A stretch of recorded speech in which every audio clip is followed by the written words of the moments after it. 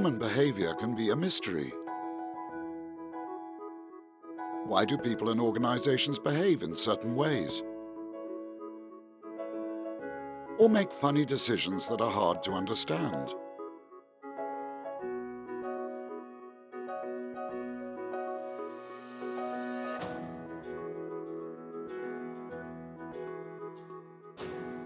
Behavioural economics or insights are helping public bodies across the world to answer these questions and deliver better policies for better lives. Behavioural insights is not a trend. It's being rooted in public bodies all around the world. The OECD has already collected over 150 case studies. Public institutions have used behavioural insights in these sectors and more. It has been widely used to help in the implementation of policies and rules. Those using behavioural insight should adopt a set of standards to maintain the integrity, relevance and impact of behavioural approaches. The OECD has provided guidance on this. 1. Be strategic and systematic.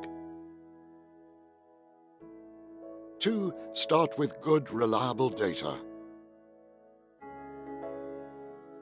3. Validate through replication. 4. Apply to segments of society for special or targeted interventions. 5. Evaluate. 6. Publish results, good and bad. Behavioural approaches should move beyond looking at the individual and focus on organisational behaviour in industry, regulated firms and public institutions. To find out more about the behavioural work at the OECD, go to our webpage and learn how behavioural insights are giving a nudge to better policies and better lives.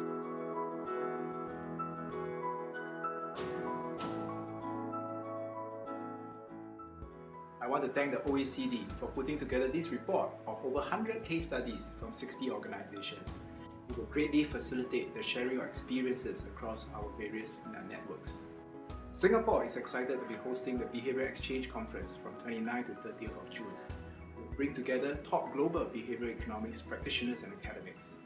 This year's conference will have a very strong focus on applying behavioural insights to public policy. Many of my counterparts here and overseas will be sharing their work, and I look forward to seeing many of you here.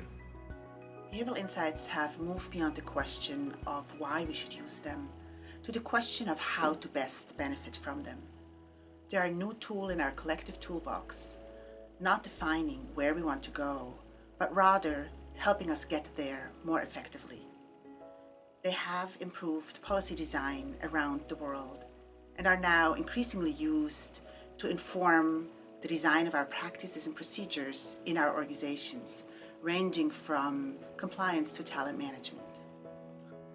Over the past several years, governments and policymakers all over the world have begun to embrace the notion of behavioral insights into formulating policy and programs.